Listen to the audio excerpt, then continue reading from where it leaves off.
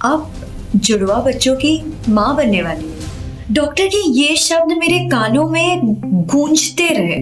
उसके बाद डॉक्टर ने क्या कहा, क्या पूछा, मुझे कुछ याद नहीं। याद है तो बस डॉक्टर की वो आखिरी शब्द, जुड़वा बच्चे। आखिर ये हो कैसे सकता है? कहीं तो कुछ गलती हुई है। मेरी रिपोर्ट किसी से बदल गई होगी। मैं प्रेग्नेंट कैसे हो सकती हूँ जबकि मैं कभी किसी के नजदीक आज तक गई ही नहीं, ना कभी कोई रिलेशनशिप रही। और मैं ये सब घर पर कैसे बताऊंगी? पापा को पहले ही मैं पसंद नहीं। ढेरों उलझने, घबराहट अपने अंदर समेटे मैं चल पड़ी घर की तरफ, और एक नए तूफान का सामना करना पड़ेगा। तबीयत की अब मुझे इतनी चिंता नहीं थी जितनी कि पापा के रिएक्शन की। शहर के सबसे बड़े व्यापारी गौतम गुलेरिया की बेटी बिना शादी किए माँ बनने वाली है। हमारे समाज में आज भी बहू बेटियों से ही परिवार के सम्मान को तोला जाता है, और पापा के उसी सम्मान को चोट पहुंचाने वाली हूं मैं। मेरे वजह से मैं डर से कांपते हुए घर लौटी ही थी कि पापा का फोन आया। अच्छे से तैयार होकर डोगरा निवास पहुंचूं, और याद रहे तुम्हें गौतम गुलेरिया की बेटी के तरह तैयार होना है। पता नहीं कब चलते चलते मैं डोगरा निवास आ पहुंची। मन में पहले ही इतने सवाल थे, समझ ही नहीं आ रहा था पापा ने मुझे यूं सज धज कर यहाँ क्यों बुलाया। ये इस चमक दमक वाली दुनिया से ही तो वो मुझे दूर रखते आए हमेशा से। पैदल चलने की वजह से मेरी सांसें उखड़ रही थी। मन और शरीर दोनों को संभालते हुए मैं डोगरा निवास के सीढ़ियां चढ़ने लगी थी। लोगों को बात करते सुना, तब पता चला कि ये पार्टी कुणाल डोगरा के पिता ने रखी है। बेहद शानदार बनारसी सिल्क साड़ी पहने खड़ी एक आंटी ने धीरे से कहा, डोगरा साहब, इस पार्टी के जरिए कुणाल की जीवन साथी ढूंढना चाहते हैं, तो इसीलिए पापा ने मुझे कहा था कि गौतम गुलेरिया की बेटी के तरह तैयार होकर आना। पर मैं उन्हें कैसे बताऊं कि मैं जीवन के उस मोड़ पर हूं कि कुणाल तो क्या, शायद अब मैं किसी की बीवी बनने लायक नहीं रही। हांफती हुई मैं जैसे तैसे सीढ़ियां चढ़कर ऊपर आई तो देखा पापा कोने में खड़े धीरे धीरे मेरी सौतेली बहन कामिनी को कुछ कह रहे थे। उन दोनों ने मुझे नहीं देखा। इधर मेरी नजर बालकनी में खड़े कुणाल और उसके पिता पर पड़ी। शायद मैं इनसे पहले भी कभी मिल चुकी हूँ। याद आया, कुछ ही महीनों पहले कामिनी के जन्मदिन पर पापा ने घर पर जो पार्टी रखी थी उसमें डोगरा परिवार भी आए थे। पापा ने कहा था कि मेहमानों के मुकाबले वेटर कम लग रहे हैं, तो जरा मैं भी काम में हाथ बटा दूं। ट्रे लिए मैं किसी को पानी तो किसी को चाय कॉफी पूछ रही थी। कुणाल ने तो मुझे घर की नौकरानी ही समझ लिया था। मैं अपनी सोच में खोई हुई थी कि कभी यादों के सन्नाटे को चीरते हुई एक आवाज आई। कुणाल अपने पिता से कह रहा था, मेरी जिंदगी का फैसला आप कैसे ले सकते हैं? आपने सोचा भी कि कैसे लिया? मैं कैसे उस मोटी से शादी करूंगा? शायद उन दोनों को अंदाजा नहीं था कि नीचे खड़ी मैं उनकी बातें साफ साफ सुन पा रही। पता नहीं कुणाल के पिता किससे उसकी शादी करवाना चाह रहे थे। जाने कौन बदनसीब होगी जिसे मालूम ही नहीं उसके पीठ पीछे इस तरह उसका मजाक उड़ाया जा रहा है। खैर बड़े दरवाजे से होती हुई मैं पार्टी हॉल में आ गई।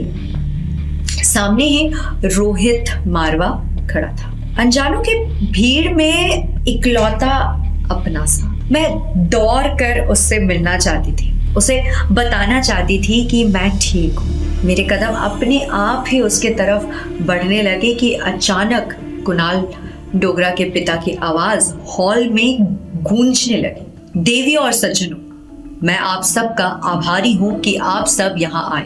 मैं और मेरा परिवार बेहद खुशी के साथ ये बताना चाहते हैं कि मेरे बेटे कुणाल की शादी गौतम गुलेरिया जी की बड़ी बेटी अनिका के साथ तय हुई है। उम्मीद करता हूँ आप सब दोनों बच्चों को अपना आशीर्वाद देंगे।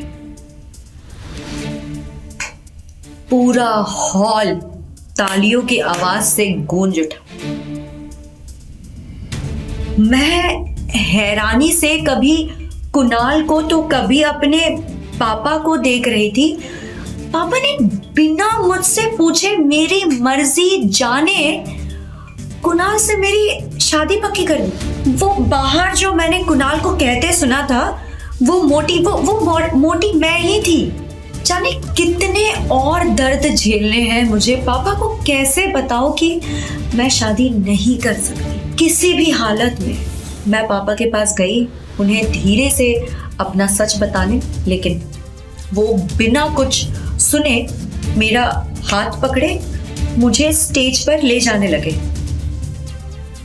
घबराहट में मैंने अपना हाथ छुड़वा लिया और जोर से बोल पड़ी, नहीं ये नहीं हो सकता। पर मेरी आवाज पापा को सुनाई ही नहीं दी। वो तो बस मेरा हाथ पकड़कर तेजी से स्टेज के तरफ बढ़ रहे थे। उनकी तेज चाल से मैं कदम से कदम नहीं मिला पा रही थी। ऐसा लगने लगा मानो मैं गिर ही पड़ूंगी। मेरे पैर लड़खड़ाने लगे तो मैंने पास खड़े एक व्यक्ति का हाथ पकड़ लिया। देखा तो वो रोहित था।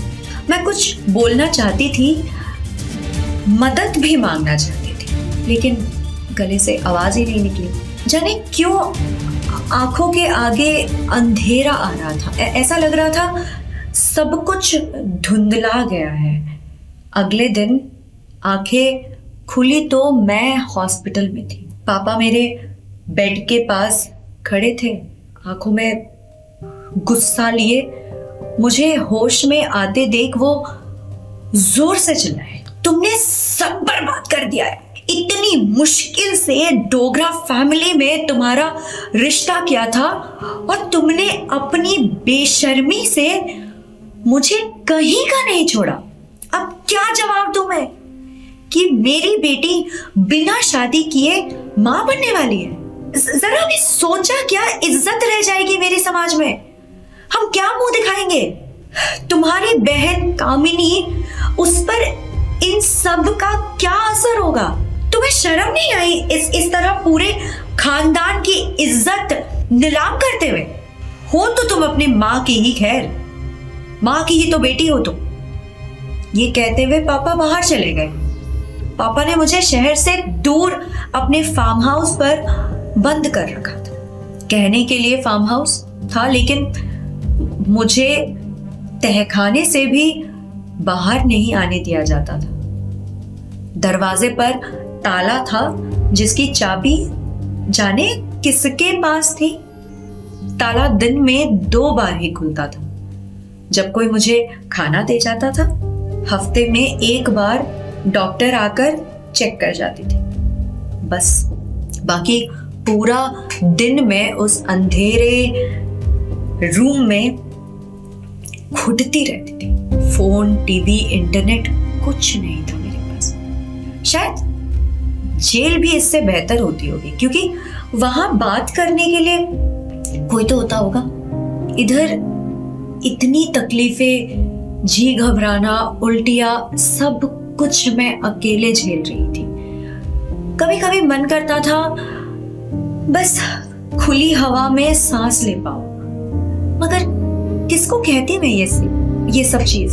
सिर्फ दीवारें ही मेरे साथी थे यहाँ, दिन हफ्ते महीने बस चले जा रहे थे। अगर आज माँ जिंदा होती तो जिंदगी कितनी अलग होती, यही सोचती रहती थी। शायद वो मेरा यकीन करती जब मैं उन्हें बताती कि मुझे खुद इन सब के बारे में नहीं पता, मुझे नहीं पता मेरे साथ ये सब क्यों हो रहा। 9 महीने बीत गए और आखिर वो रात आ गई जिसका मुझे इंतजार भी था और डर भी। मेरी नींद अचानक तेज दर्द के साथ खुली, ऐसा दर्द जो मैंने पहले कभी महसूस नहीं किया था। घंटों तक मैं दर्द से चिल्लाती रही, फिर अचानक दरवाजा खुला और डॉक्टर भागकर मेरे पास आई। बस थोड़ी देर और। डॉक्टर की आवाज में ना फिक्र थी ना दया, बस वो मशीन के तरह अपना काम कर रही थी और मैं दर्द से जूझते मेरी सांसें उखड़ने लगी थी कि तभी एक बच्चे के रोने की आवाज आई। डॉक्टर ने बताया मुझे लड़का हुआ है, पर इससे पहले कि मैं अपने बेटे को देख पाती, गले से लगा पाती, पापा ने बच्चा डॉक्टर से छीन लिया और वहां से चले गए, मुझे रोते बिलखते छोड़कर। मुझे मेरे बेटे को देखने तक का मौका नहीं दिया गया था। अब पापा प्लीज नहीं, वो मासूम बच्चा है, प्लीज मुझे मेरा बेटा वापस दे दो।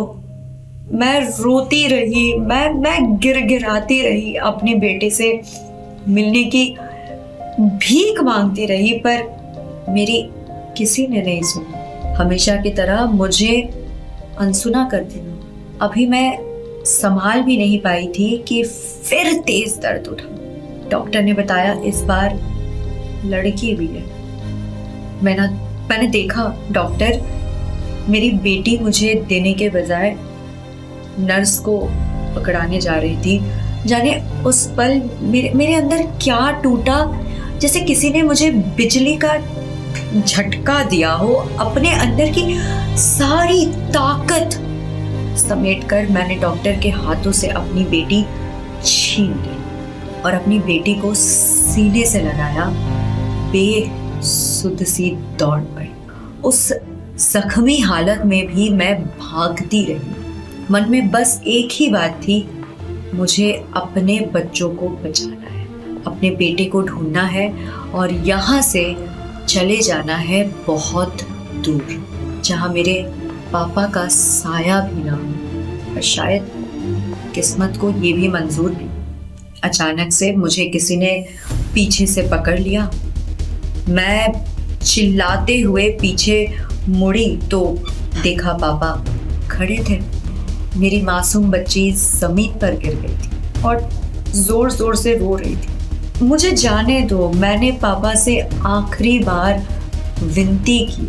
तुम्हें सच में लगता है तुम भाग जाओगी और मैं तुम्हें भागने दूंगा? पापा माथे पर बगैर किसी शिकन के बोल रहे थे। मेरे लिए जिंदगी खत्म हो गई थी, अब कुछ बाकी नहीं बचा था। मैं हार मान ली थी।